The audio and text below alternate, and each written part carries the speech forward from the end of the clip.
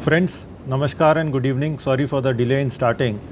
I will begin with an announcement in the form of an update on the Vande Bharat mission. We are nearing the 1 million mark in the Vande Bharat mission, making this the largest sustained operations for repatriation of stranded Indians. As on date, nearly 9.5 lakh Indians have returned home under this mission. We are presently in phase 5, which was operationalized, as you would recall, from the 1st of August. Based on the assessment of demand received from our missions, the schedule has been augmented with the addition of nearly 60 more flights. This takes the total flights scheduled this month to 746. In addition, around 200 domestic feeder flights are scheduled to reach 24 airports across India. This phase is expected to repatriate more than 1,30,000 Indians stranded abroad.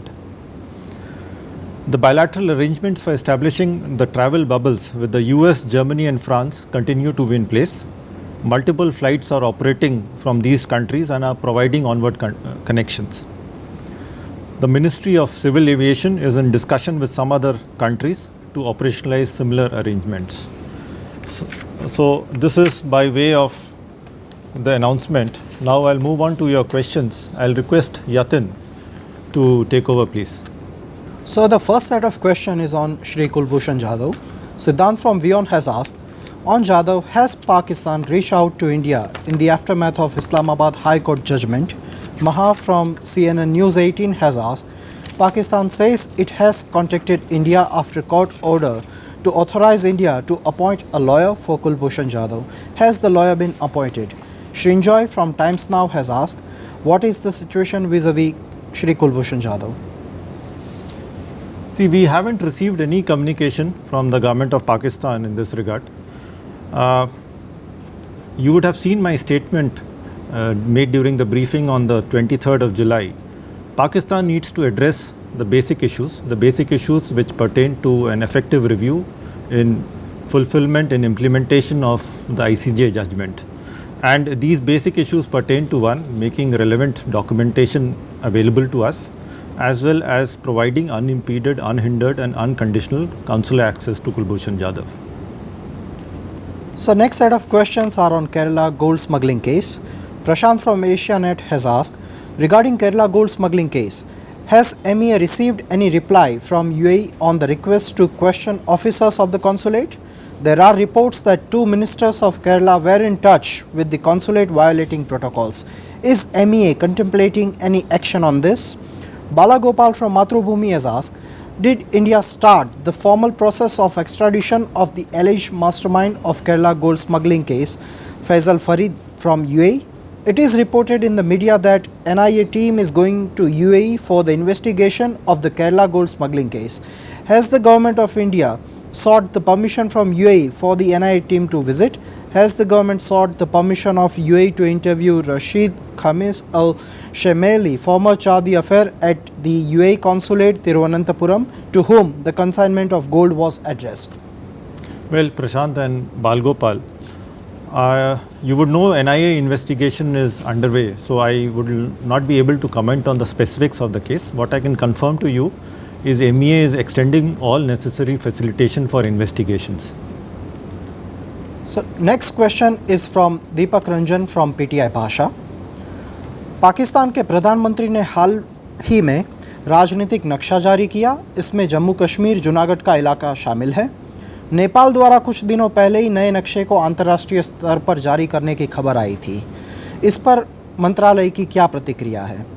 Madhurendra from News Nation has also asked similar question. Pakistan के तथाकथित political map के बारे में आप लोगों ने मेरा बयान देखा होगा, और मैं यही कहूँगा, ऐसे बेतुके दावों के ज़रिए इन दावों की कोई कानूनी वैधता नहीं है, ना कोई इंटरनेशनल क्रेडिबिलिटी है। और पाकिस्तान ऐसे दावे करके इस बात की पुष्टि कर रहा है कि क्रॉस बॉर्डर टेररिज्म के ज़रिए वो ज़्यादा से ज़्यादा क्षेत्र को अपने कंट्रोल में लाना चाहता है। उनके ऊपर एक तरह से ज़्यादा क्षेत्र हासिल करने की एक सनक सवार है। So Siddhant from WION has asked, will India participate at SCO BRICS meets? Siddhant, the SCO BRICS meet, which was scheduled in July, which was last month, has been postponed. So we are awaiting the new date. I believe the postponement is because of the COVID situation, and the new dates will be decided based on the COVID-19 situation in the participating countries. And we are awaiting these dates. Once we hear these dates, we will look forward to our participation. So Suhasini from The Hindu has asked, Afghanistan will hold a Loya Zirga tomorrow to decide whether to release 400 Taliban militants accused or convicted of serious crimes, including terrorism. Does India support this move? Also, has India been briefed on intra-Afghan negotiation plan for next week? Suhasini, on the first part of your question, the Loya Jirga is a highly respected traditional consultative body of Afghanistan, and their meet is an issue internal to Afghanistan. Our policy, of course, is very consistent in the support of the government of Afghanistan. As regards briefings, you would recall Prime Minister and President Ghani had a telephone conversation on the 3rd of August. Our ambassador in Kabul is in touch with the leadership there, and he is being briefed on all relevant matters. We have also been briefed by other interlocutors who are part of this process. So Shrinjoy from Times Now has asked, any movement in the Vijay Mallya case? Shrinjoy, we continue to be in constant touch with the UK side with regards to early extradition of Vijay Mallya to India. So Maha from CNN News 18 has asked, will India offer any human assistance to Lebanon? Maha, we have sought an assessment of the extent of damage from the Lebanese government, and based on that we will decide the kind of assistance, the nature of assistance that we will extend to them. You would also recall that there was a tweet from our embassy. There have been no reported casualties amongst the Indian community there. There have been 5 minor injuries which have been reported. Our embassy is in touch with the community associations, and it is extending all necessary assistance. Sir, Sandeep Dikshit from the Tribune has asked, could you give a sense of the activity flowing from the frequent conversations between India and Russia at several levels, especially between the two foreign offices? Sandeep, I think you are referring to the press release which was released after the telephone conversation between Foreign Secretary and the Russian Deputy Foreign Minister. There have been frequent exchanges between the two sides. Prime Minister and President Putin, you would recall, had spoken on the 2nd of July when Prime Minister congratulated him on the successful national vote on constitutional amendments in Russia. Then in the last week of June, Raksha Mantri had visited Moscow. The Indian military contingent had participated in the 75th anniversary of victory in the Second World War. Well, of course, yesterday when Foreign Secretary and Deputy Foreign Minister spoke, they took stock of all these recent exchanges, and the idea is, of course, to keep the momentum of these regular exchanges going on in this form, because in view of the COVID situation, we have been unable to have visits, but there is a full calendar of forthcoming high-level exchanges between the two sides.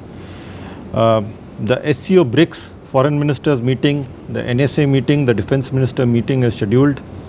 Of course, we have the annual bilateral summit coming up in October when President Putin is expected to visit India.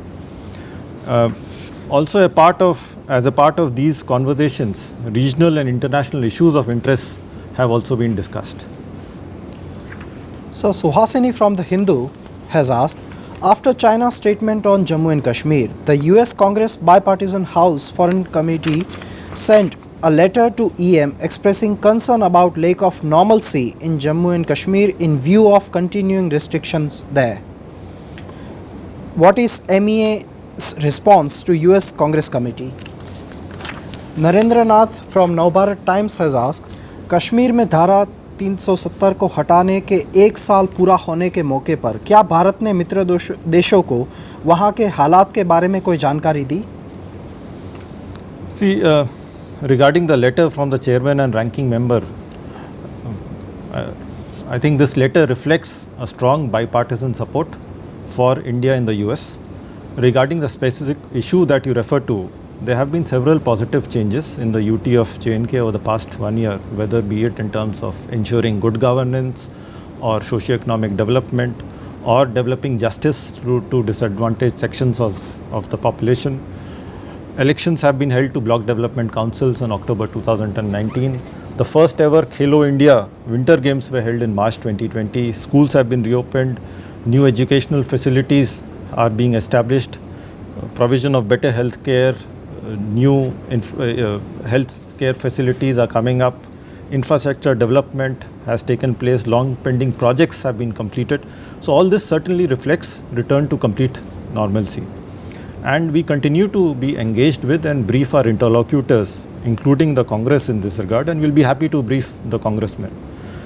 Narendra Nath ji, जैसा कि मैंने बताया, हमारे ambassador अन्य देशों में अपने इंटरलॉक्यूटर्स से मिलते रहते हैं, उन्हें ब्रीफ करते रहते हैं इस बारे में, और ख़ासकर इस ब्रीफिंग में जम्मू कश्मीर के यूनियन टेरिटरी में पिछले 1 साल में जो आर्थिक और सामाजिक बदलाव हुआ है, जो विकास और प्रगति हुई है, इसके बारे में उनको बताया जाता है।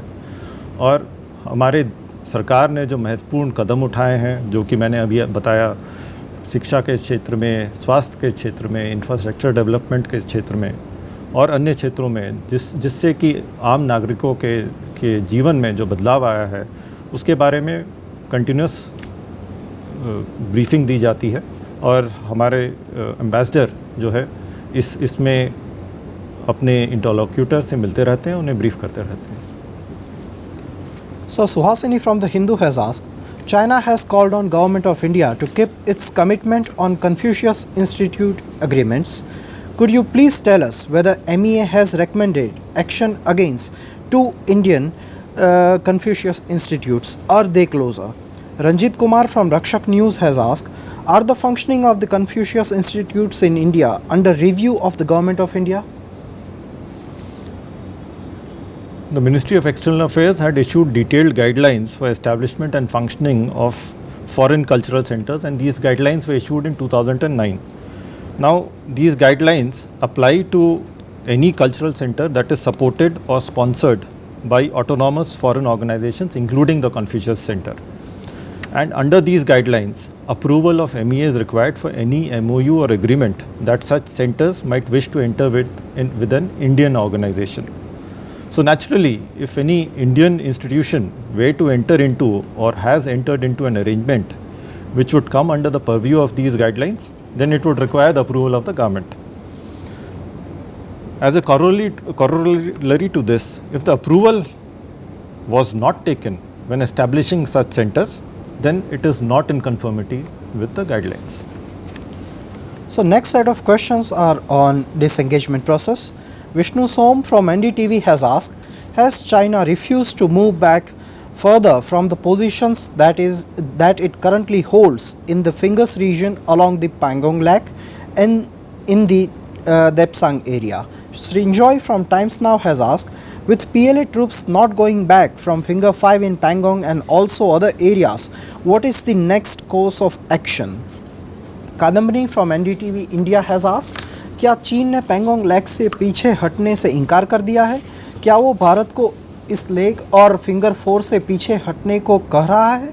अगर ऐसा है तो सैन्य स्तर और कूटनीतिक स्तर पर बातचीत का इन बिंदुओं पर असर नहीं होता दिख रहा है, तो भारत की आगे की रणनीति क्या है?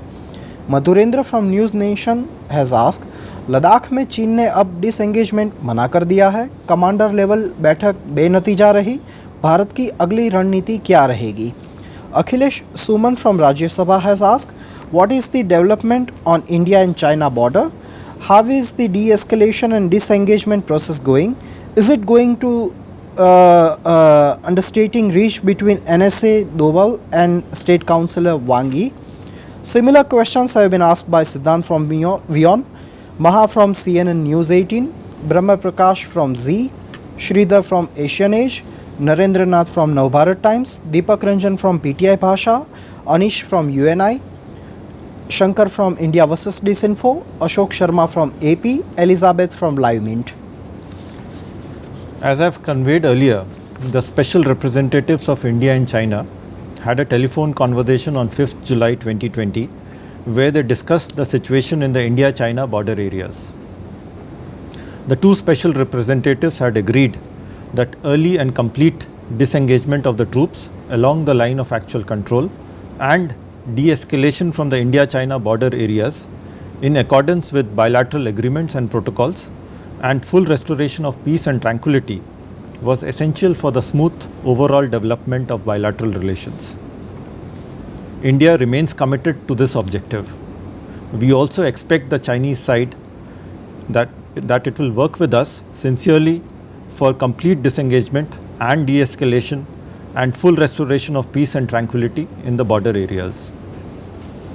Siddhant from Vion has asked, there has been a statement from the Turkish government saying that abrogation of Article 370 does not contribute to peace and the security in region. What is your comment to that? Aditya, we've seen that statement. It is factually incorrect, biased and unwarranted. And we would urge the government of Turkey to get a proper understanding of the situation on the ground and refrain from interfering in matters internal to India. Are there any further questions, Yatin? No, sir. Thank you. So this concludes the weekly briefing.